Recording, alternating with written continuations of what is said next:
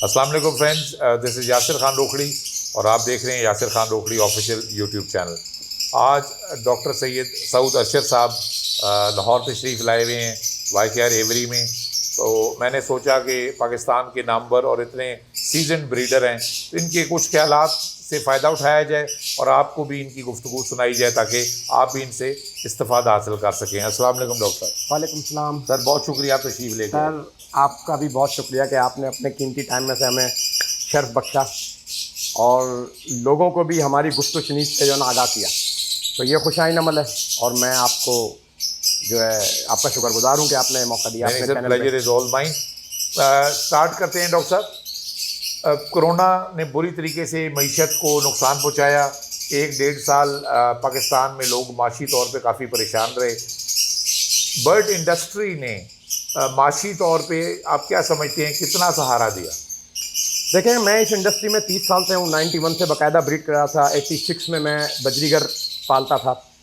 मैंने इन 2-3 सालों में देखा कि इकनॉमिकल डेवलपमेंट बहुत ज़्यादा हुई, ग्रोथ रेट बहुत ज़्यादा हुआ, बेरोज़गारी में कमी आई। जो बर्ड से रिलेटेड हॉबीज़ थे, बहुत सारे लोग जो कोरोना में बेरोज़गार हो गए थे उनको एक रोज़गार का ज़रिया मिला और वो अपने घर का रेवेन्यू खर्चा छोटे से लेके बड़े तक चला सके।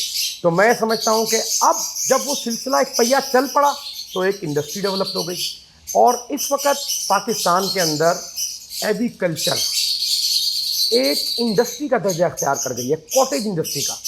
अब हमें इसको एजुकेशनल वे में लेके आना होगा, इसको इकनॉमिकल जितने भी इदारे हैं जो इकनॉमिक्स से रिलेटेड है उसमें लेके आना होगा ताकि ये एक industry proper full flash grow कर जाए और पाकिस्तान एज ए एग्रीकल्चरिस्ट भी दुनिया में जाना जाए।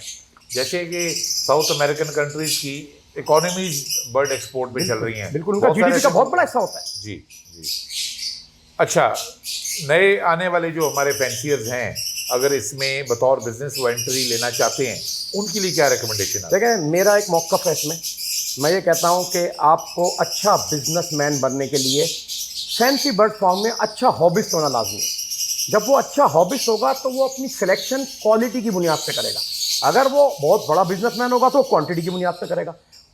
जब आप क्वालिटी की बुनियाद पे सिलेक्शन करेंगे तो डेफिनेटली आप पेडिग्री की तरफ जाएंगे, क्वालिटी बर्ड की तरफ जाएंगे, इंजॉय करेंगे हॉबी को। बड़े अच्छे ब्रीडर जो क्वालिटी बर्ड प्रोड्यूस करते हैं उनसे कम्युनिकेट होंगे और उनके बर्ड देख के उनके प्रोजेनी लेने की कोशिश करेंगे। बिल्कुल। तो होगा क्या कि 2-3 जनरेशन उन्होंने क्वालिटी का वर्क किया होगा, 2-3 जनरेशन आप करेंगे, इंडस्ट्री में बूम आएगा। इस तरीके से अगर कोई आता है, चाहे वो 1 बर्ड लेने की इस्तात रखता हो या 100 बर्ड लेने की इस्तात रखता हो, उसकी बाइंग इस स्टैंडर्ड पे होगी तो वो ग्रोथ करेगा। अगर एक्सपेक्ट चेंज हो जाएंगे, हविस लालच, एक दूसरे की टांग के ऊपर टांग रख के आना, हसद जलन के अंदर आगे आने की कोशिश कर रहे होंगे और वो गलत बर्ड बाय कर लेंगे, तो उनके लिए चैलेंज होगा उस बर्ड को 2-3 साल डायरेक्शन में लाना। यानी आप ये कहना चाह रहे हैं कि एक नया बंदा है, ऑब्वियसली उसको वो नॉलेज नहीं है कि क्वालिटी क्या होती है, तो उसके लिए बेहतर होगा कि वो एक टॉप ब्लड लाइन का इंतखाब करे।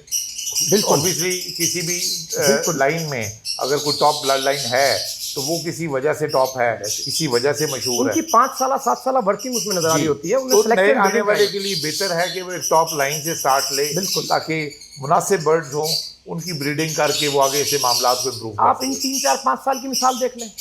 जिन लोगों ने पेडिग्री बर्ड लिए, अच्छी क्वालिटी के बर्ड लिए, आज वो कहीं स्टैंड कर रहे हैं। और जिन लोगों ने नॉन पेडिग्री बर्ड लिए, जिनको क्वालिटी का खुद भी पता नहीं था और अनफॉर्चुनेटली जब खुद नहीं पता था तो बाय कैसे करते, तो वो अभी पीछे हैं और परेशान हैं और उनके लिए चैलेंजेस हैं।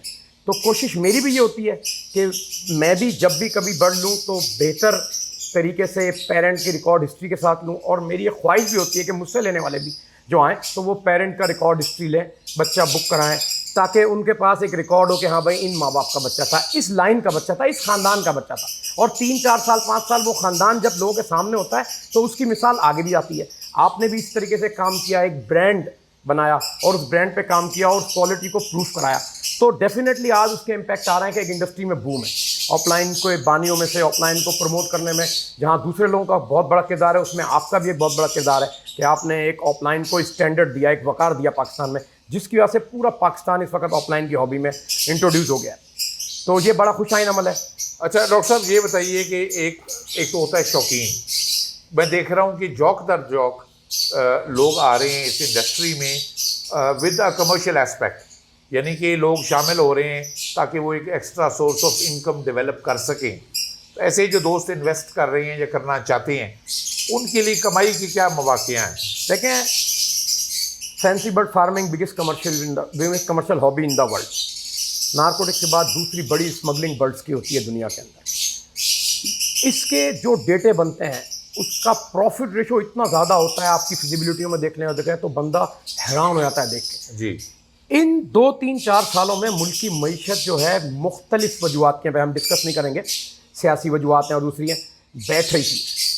तो ये ऐसी स्टेट नजर आई उनको एग्रीकल्चर की कि जिससे उनको बड़ा अच्छा रेवेन्यू जनरेट हुआ। जिन जिन लोगों ने इन 2-3 साल में इन्वेस्टमेंट की उनको बहुत अच्छा ग्रोथ रेट मिला। उनकी देखा देखी अब पढ़ी लिखी जेंट्री आपके पास भी आप फेस कर रहे होते हैं, मैं भी बहुत ज़्यादा फेस कर रहा हूँ। क्राउड चेंज हो गया, चेंज हो गया। पहले जो फैंसियर थे वो और तरह के लोग थे, अब और तरह के लोग हैं। अब पढ़े लिखे लोग, बैंक के अफसर, आर्मी के अफसर, एयरफोर्स के अफसर, और बहुत सारे doctor, engineer, professor, lecturer, scholars university के, और ये सारे लोग इन हो रहे हैं, जिससे इंडस्ट्री के अंदर जो है ना क्वालिटी वर्क हो रहा है जो स्टैंड करेगा। अब बात ये आती है कि ये जब सब लोग आके पॉपुलेशन में ब्रीड कराएंगे तो क्या होगा, सबका ये सवाल है। इतने ज़्यादा लोग ब्रीड कराएंगे। देखें, पहले 4 लोग थे, 4 से 40 हुए, 40 से 400 हुए, 400 से 4000 हुए, 4000 से 40000 हुए, 40000 से 4 लाख की तरफ जा रही है। यानी इंडस्ट्री ग्रो कर रही है, जितना भी ज़्यादा फैंसियर आएगा उसी रेट से इंडस्ट्री आगे ग्रो कर रही है। बिल्कुल। एक साहब ने सवाल किया कि भाई इतना 1000 बर्ड प्रोड्यूस हुआ पाकिस्तान में, कहाँ जाएगा? इतना 1000 बर्ड बाहर से आ गया, कहाँ जाएगा? मैंने कहा भाई ये देखो, जब बर्ड प्रोड्यूस नहीं हो रहा था, आ नहीं रहा, तो चंद लोग थे, 100,000। अब इस वक्त पैट लवर पाकिस्तान में लाखों की तादाद में, और सारे पैट लवर इस वक्त लव बर्ड की फार्मिंग के अंदर आ रहे हैं। लव बर्ड की कमर्शियल एस्पेक्ट को देखते हुए, इसका प्रॉफिट रेशो देखते हुए आ रहे हैं। क्या आसान है उसको ब्रीड कराना? अभी वो 1 साल जवान करते हैं, अगले साल उसकी ब्रीड कराते हैं, तीसरे साल पता चलता है कि गलत ब्रीड करा ली, फिर उसकी लाइन को चौथे साल मेंटेन करते हैं, फिर 5-6 साल उसे रिजल्ट लेते हैं, पता चलता है कि आउट क्रॉस गलत थे, फिर अच्छे आउट क्रॉस डालते हैं, 5-6 साल तो उसको समझने में लग जाता है। फिर 5-6 साल में आके एक अच्छा ब्रीडर खड़ा होता है कि हाँ यार मैंने कुछ सही बर्ड लगाए। फिर उसके बाद और नई म्यूटेशन है, रोज इन हो रही हैं, हर थोड़े दिन बाद किसी एक म्यूटेशन पे बूम आता है, फिर उसको सीधा करने में लग जाता है। तो इसमें बहुत बड़ा गेम है। और फिर जिस तरीके से लोग हॉबी के तौर पे कम्युनिकेट हो रहे हैं, लोगों को मोटिवेट कर रहे हैं, नए पॉकेट जनरेट हो रहे हैं, तो डेफिनेटली जब 40,000 से 4 लाख पे चला जाएगा, जितनी ज्यादा पॉकेट्स जनरेट हो रही हैं, इट इज अनबिलीवेबल। कई दफा मुझे तो यकीन नहीं आता। हाँ, मैंने भी इस दफा मतलब कि फोन अटेंड करना एक अजाब बन गया, इतने कॉल्स आना शुरू हो गए, और बड़े बड़े इंडस्ट्रियलिस्ट आ रहे हैं। अभी एक बड़े ट्रांसपोर्टर है पाकिस्तान के, नाम है उनके, ट्रॉलर चलते हैं। अब जी उन्होंने बड़ा शेड बना के, और जो है उनको शौक हो रहा है, और वो बर्ड लगा रहे हैं। इतना बड़ा काम है उनका, लेकिन उसको नजर आ रहा है तो लगा रहे हैं। अच्छा डॉक्टर साहब, यहाँ पे एक सवाल और पैदा होता है कि अच्छी इन्वेस्टमेंट के साथ जो लोग इस काम में आ रहे हैं या आना चाहते हैं, फ्यूचर के हवाले से प्रेजेंट को देखते हुए कौन सी ऐसी म्यूटेशंस हैं जिनमें आपको ज़्यादा डिमांड या पोटेंशियल नज़र आ रहा है? देखें, इस वक्त जो मुझे नज़र आ रहा है, ऑफलाइन की रेयर म्यूटेशन जो इस साल पुट हुई हैं, जिसमें मिस्टी स्लेटी, एज, पेल, पैलेट, पेल फेलो, डन का भी टाइम बाद में आएगा।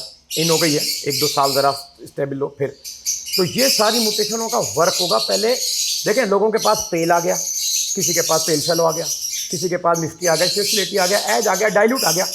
अब उसको वो ऑफलाइन में ले आने के चक्कर में चंद 100 लोगों के पास ऑफलाइन आया है, वो उसको मेंटेन कर रहे हैं क्वालिटी के चक्कर में। इवन ये जो म्यूटेशंस हैं, मिस्टी, सलेटी, पेल, ये डाइल्यूट, अभी तो लोगों के पास पारब्लू में नहीं है, और अगर पारब्लू में भी ये म्यूटेशंस डाली जाएं तो वो ब्यूटीफुल बर्ड्स हैं, बहुत ब्यूटीफुल है। पारब्लू में आएंगी, पारब्लू ऑफलाइन में आएंगी, ब्लू ऑफलाइन में आएंगी। फिर देखें 2 जनरेट कॉम। अब मैंने पेल मिस्टी देखा, पेल फेलो, अरे मैंने कहा बड़ा खूबसूरत बर्ड है। इस साल वर्किंग डली है, अगले साल स्प्लिट, फिर उसके बाद तो इसी तरीके से डाइल्यूट बहुत सारी चीज़ों में बड़ा अच्छा लगता है। इस तरीके से डाइल्यूट जो है को अगर आप ऑफलाइन में देखें, पारब्लू में देखें, अच्छा लगता है। मिस्टी को ऑफलाइन में देखें, अच्छा लगता है। मिस्टी को आप पारब्लू में देखें। फिर स्लेटी, हमारी आंखें बंद थी, हमने तो इतने साल खाली स्लेटी ब्रीड कराया। जब इसको ऑफलाइन में देखा, मैंने भी एक मेल मंगाया बाहर से, मैं क्या यार, मैं तो सो रहा था, इतना खूबसूरत बर्ड है सिलेटी ऑफलाइन में। लो जी गेम शुरू। गेम शुरू। और मैं ये अपने देखने वालों को यहाँ एक बात करना चाहूँगा कि हमेशा उस बर्ड में इन्वेस्ट करें जो बर्ड हर किसी के पास नहीं है, जिसकी अवेलेबिलिटी कम है। जो बर्ड गली गली मले मले हर जगह ब्रीड हो रहा है, उसमें प्रॉफिटेबिलिटी के वो मौके नहीं होंगे। ये डॉक्टर साहब गवाह है हमेशा कि सलेटी, मिस्टी, डाइल्यूट और पेल और पैरेट साहब कितने के पीस अवेलेबल होंगे?